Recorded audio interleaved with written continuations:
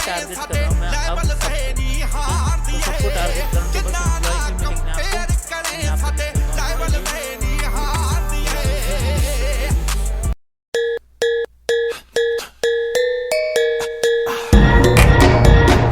Hi all of you, back with another video. So in this video I'm going to show you that what is delete command and what is alter command in Postgres and what is delete command. तो पहले Postgres को एक काम करते हैं, चालू कर देते हैं। अब तक चालू नहीं किया तो pgadmin 4 मैंने खोल लिया है ना।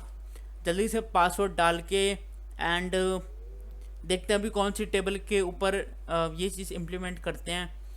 ठीक है, तो डिलीट कमांड तो यार काफ़ी सिंपल है। रो सिंपली क्या करती है वो रो डिलीट करती है ना। यहाँ पे पासवर्ड डाल देता हूँ मैं अपना एंड अब ठीक है, अब खोलते हैं। यहाँ पे मैंने एक XYZ टेबल बना रखी है, इसको डिलीट करता हूँ। ठीक है, तो अपनी टेबल है डिपार्टमेंट एंड एम्प्लॉय पिछली बार की तरह, तो इसको थोड़ा इधर कर लेता हूँ। आई थिंक इतना ठीक है। ठीक है, तो इसको थोड़ा सा बिग नहीं हो पा रहा अभी। ऑलराइट, ठीक है, कोई बात नहीं, मैं एडिटिंग के टाइम जूम कर दूंगा। ठीक है, पहले देख लेते हैं क्या क्या है डिपार्टमेंट टेबल में।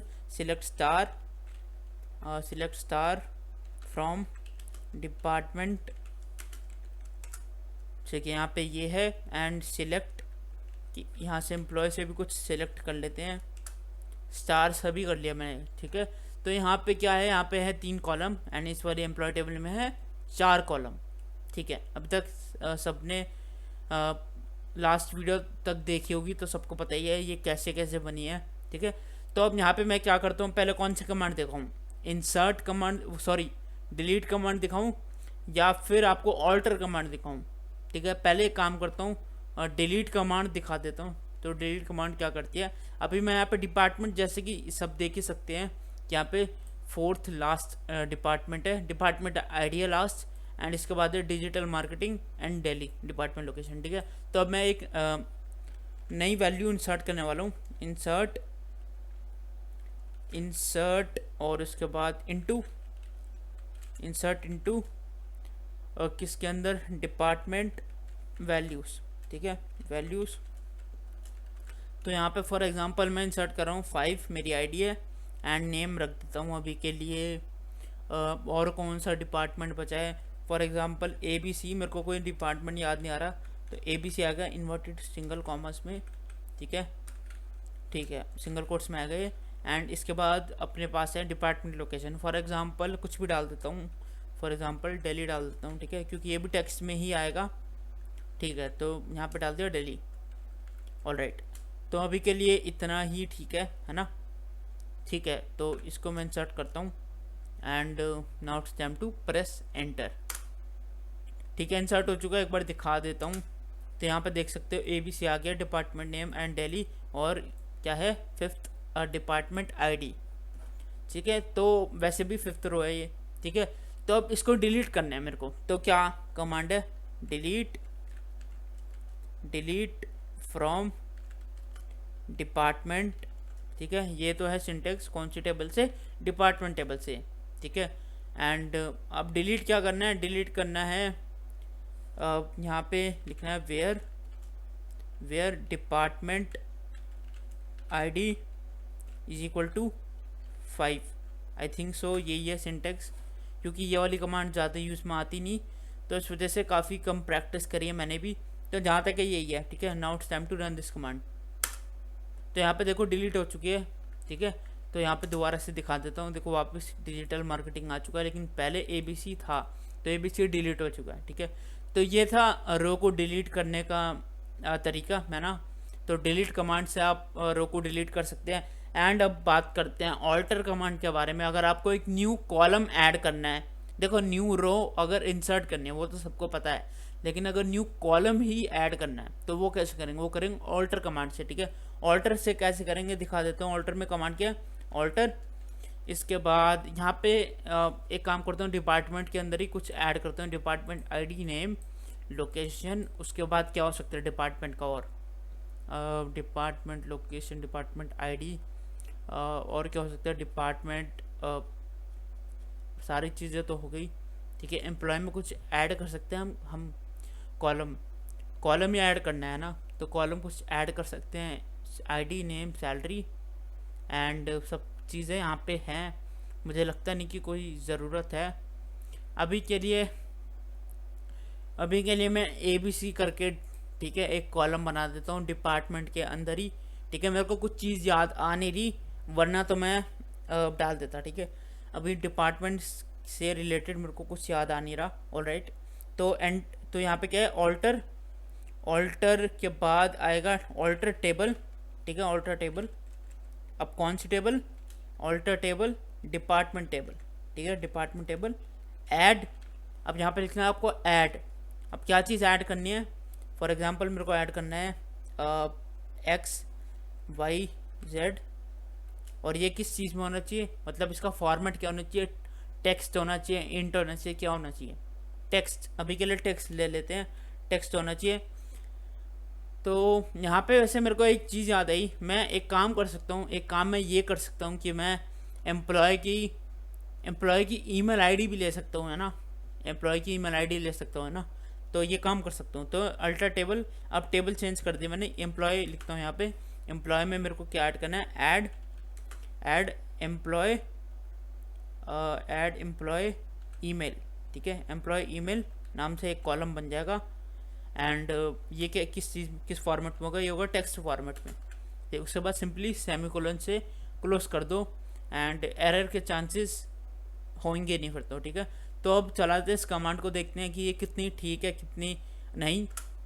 तो ऑल्टर टेबल हो चुकी है। अब सिलेक्ट करते हैं एक बार एम्प्लॉय टेबल को।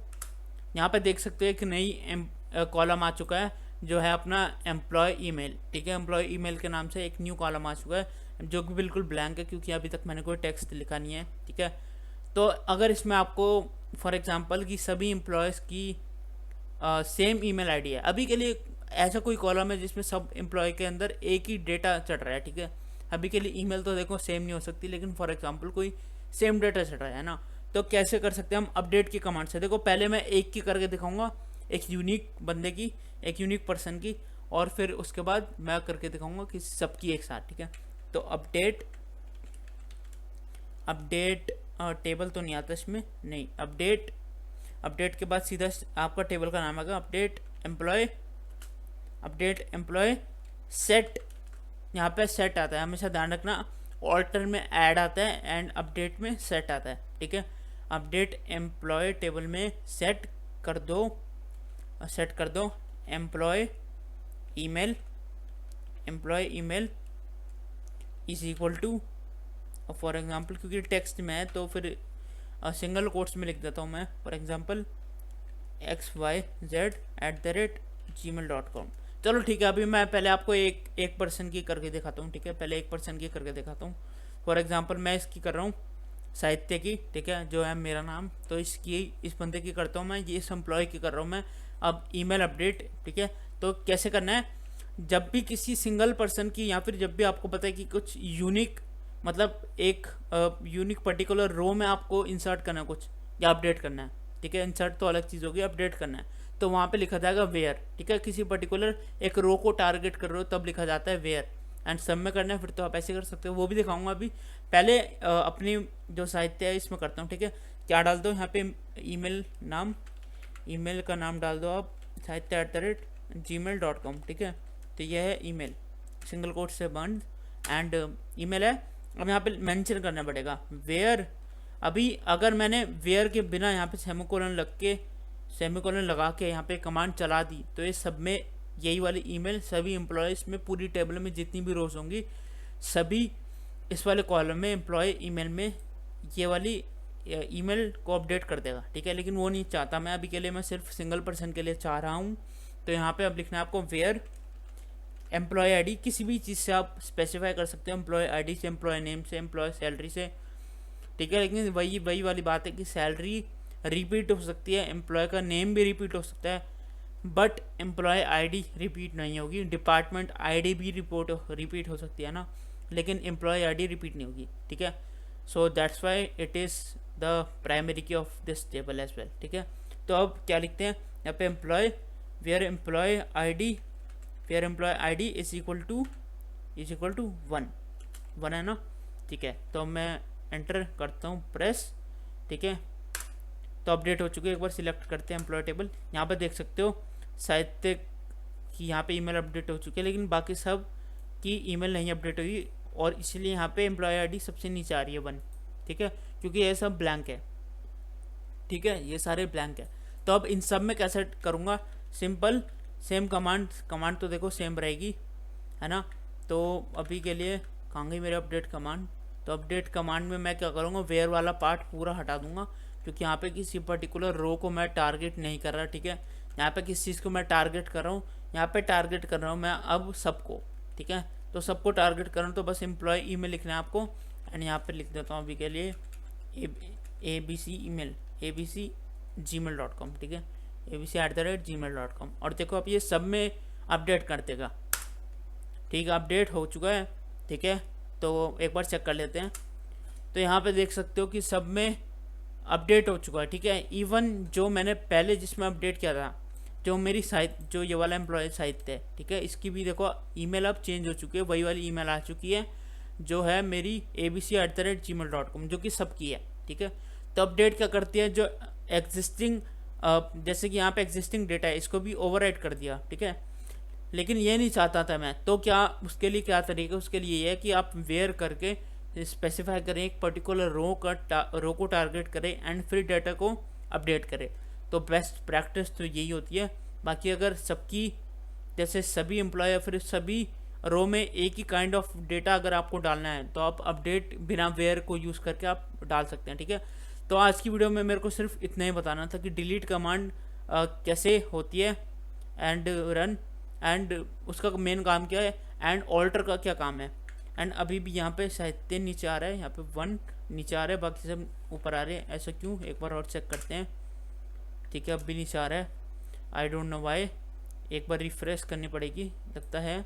यहाँ पे जाके मैं रिफ़्रेश करता हूँ, रिफ़्रेश हो गई रिफ़्रेश। नाउ अब एक बार दोबारा से क्वेरी चलाते हैं, सेम क्वेरी चलाई, बट वो नहीं हो रहा ठीक, आई डोंट नो वाई। तो यहाँ पे देख सकते हो कि ये साहित्य अभी भी नीचे आ रहा है ना, कोई बात नहीं, ठीक है, कोई बात नहीं। लेकिन यहाँ पे एम्प्लॉय ID मैसअप हो रही है, क्योंकि यहाँ पे 2 से स्टार्ट हो रहा है ना। तो यहाँ पे एक काम करता हूँ, मैं अपडेट कर देता हूँ, अपडेट साहित्य में कुछ अपडेट करता हूँ, है ना। साहित्य में अपडेट करता हूँ मैं, ये वाली कमांड दोबारा से चला देता हूँ, बिल्कुल ठीक कमांड है, अपडेट हो चुकी है एम्प्लॉय। तो अभी भी ये नीचे आ रही है, ठीक है। मेरे को इसका रीज़न नहीं पता अब ये नीचे क्यों आ रही है एंड वापस ऊपर क्यों नहीं जा रही, बट मैंने जब प्रैक्टिस कर रहा था तब ऐसा नहीं हुआ था बिल्कुल भी, तब वापस से हो गया था अपने आप, है ना। तो पता नहीं, कोई बात नहीं, आप सब ट्राई करना, क्या पता आपके साथ ये चीज़ ना हो, एंड कमेंट्स में बता देना अगर आपके साथ भी ये चीज़ हो रही हो। तो मिलता हूँ फिर नेक्स्ट वीडियो में। एंड अभी तो इस पोस्टग्रेस के ऊपर क्वेश्चंस भी करने रह गए हैं, क्योंकि मेरे पास मैंने 5 क्वेश्चंस बनाए हैं प्रैक्टिस के लिए, जो कि मैं करवाऊँगा आने वाली वीडियो में, ठीक है। आने वाली शायद से अब नेक्स्ट वीडियो में करवाऊँगा। तो देखते हैं नेक्स्ट वीडियो में अब क्या करवाता हूँ आपको। मैक्स एंड मिन function and average function, 2-3 function और बताने हैं, ठीक है। फिर उसके बाद हम प्रैक्टिस करेंगे क्वेश्चंस पोस्टग्रेस डेटाबेस के ऊपर, एंड इस पोस्टग्रेस डेटाबेस को ख़त्म करेंगे। वैसे पूरा ख़त्म तो नहीं होगा, लेकिन ये इतना है कि 60 to 70% हो चुका है ख़त्म।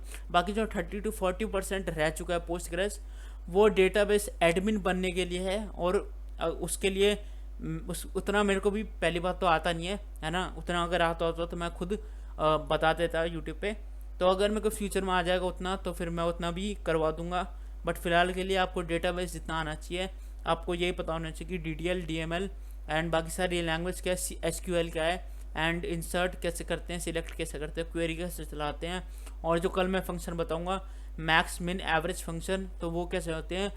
तो बस ये सब आना चाहिए आपको। That's enough for now, and फिर मिलता हूँ फिर मैं नेक्स्ट वीडियो में। Bye for now.